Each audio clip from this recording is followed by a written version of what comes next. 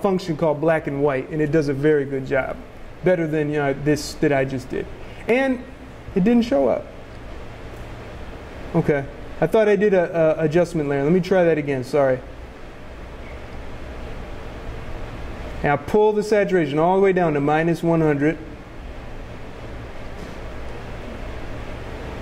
Now we got it black and white. Then we got rid of the nasty color, okay? Next, I choose this photo merge layer, which is, we're going to say this is the default background layer. And tell Photoshop to duplicate that layer. It's going to call it a copy, of course, and you look down here in the layer palette, and you see it says photo merge copy. This is the one, this is the layer I'm going to work on to get rid of, to reduce. I can't really get rid of it completely, but I can certainly reduce the texture that we're trying to eliminate. Go to Filter, Noise, Dust and Scratches.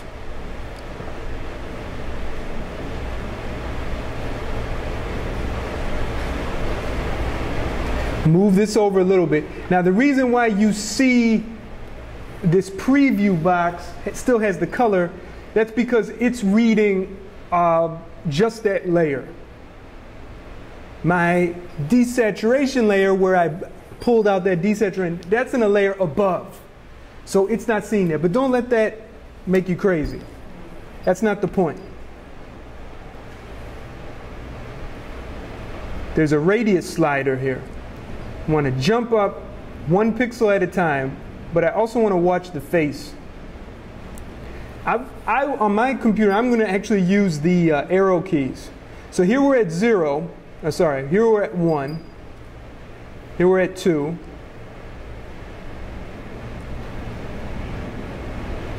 Go to 3. And it's a little slow. Okay. Now let's do it before and after, so you can see the difference. Before, after. Before, after.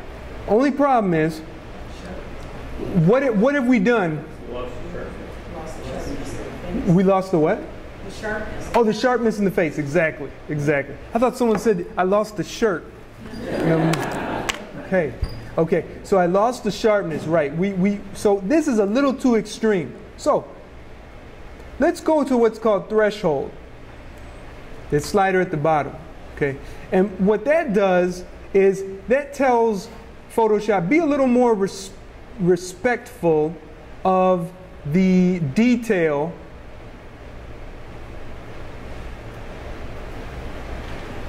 but it's still not so great. So let's try before, after. Let's bring the radius down a little bit. And one more. No, let's go up. Let's hit OK. I know we're not completely happy with this. We'll let it apply it, but we're going to take a look at it overall. Okay?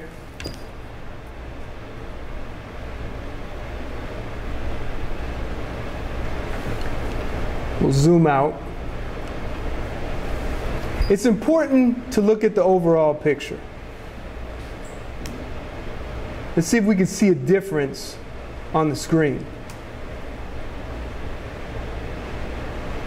Sorry, wrong layer. I'll turn off photo merge copy. Turn it on. I can see it on the screen. Can you see it on my monitor? Well, take a quick look. Watch this when I go off, on. Yeah. Okay. Now for everyone in the audience, let's zoom in a little bit more. Let's go about here.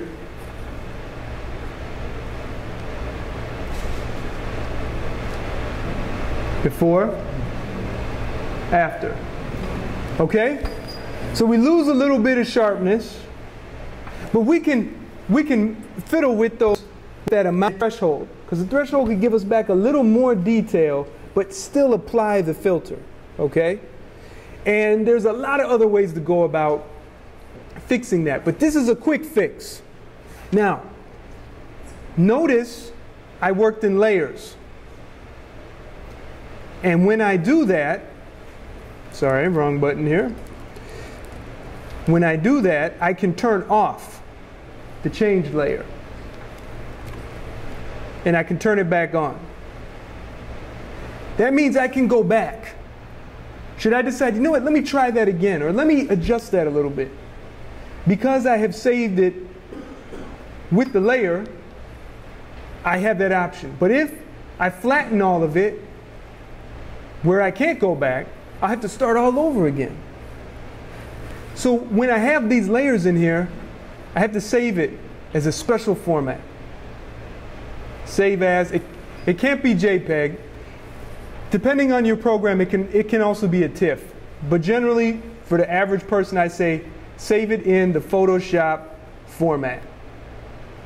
See, I've got JPEG, all those other formats there.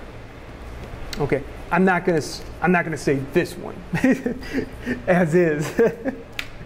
But I wanted to just show everybody what we could do, what you could do, or what anyone hopefully could do with a little hard work. So dust and scratches is the filter that we applied. Now, if you have any questions later on, what did you say, Eric? Where is that? Okay, my contact information is in the back. You get my card, get my little flyer. I also have books and videos for do-it-yourself, and we did a brand new course on that too. Yes, ma'am? Does Photoshop automatically save your original before you start messing with it? It doesn't save my original file, but it will save my original layer. Yeah. Yeah. Oh, yeah. So you can start all over. See all three of these layers here? When I closed it, when I save it in the Photoshop format and close it, when I reopen it, they'll be right there. Okay? The only thing is, if I made changes to it and it wasn't in another layer, I won't be able to undo the changes. Okay, so if I keep changing and changing and changing on the same layer, I won't be able to go back once I close it. But if you leave it open, you can go back in Elements. It's called the Undo History Palette. In Photoshop, it's called the History Palette. So here I go. I'm going backwards in History. And then you look, and there we have just the two layers that I was working with before, just because I went back in History. It's multiple undos, multiple undos. You can pretty much do that with your word processor. Now you can do it with photographic program. Thank you. Any questions that you had? I can say what's on your screen on the computer is a lot more detailed, I think, than what was on the screen up here. Absolutely. Yeah, the detail's much better looking on this monitor instead of that projection. Yeah, for sure. Because the projection looked pretty good. Yeah. Screen didn't look so good. Yeah. I had to zoom in to make them see it. Looked real close. Okay. Now we have. How much time do I have? Enough? Okay. That means you have until. No. I have one little picture I want to work on. This is from Tadeusz. Tad. Okay, but how do you pronounce the full? Tadeusz. Oh, Tadeusz. That's easy. Tadeusz. I love languages. I love learning new things. Okay, take a seat, please. Please. Okay, so we have a very small picture from you. And tell us about this. I know everyone can see it. Where did you get this? That's a picture of my father taken in about 1936. And Great. The picture used for a citizenship application. For his citizenship application. Yes. Okay. Very good. Very good. Now I'm going to place this picture in the center of my flatbed scanner. So this was a citizenship picture. Typically, was this picture glued to a certificate? Yes, it was. Yeah. So typically you'll find these pictures attached to a certificate that's much larger.